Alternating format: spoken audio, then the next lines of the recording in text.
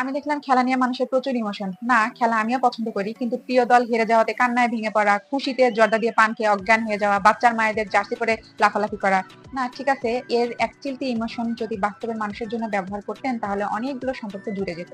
তোমরা করো কি? অনলাইনে কাউকে দেখে চট করে গালি দাও, ব্যাড কমেন্ট করো, ইনবক্সে এসে আজে বাজে কথা বলো। এটা কেন করো? কারণ ওই মানুষটার সাথে তোমার দেখা হবে না।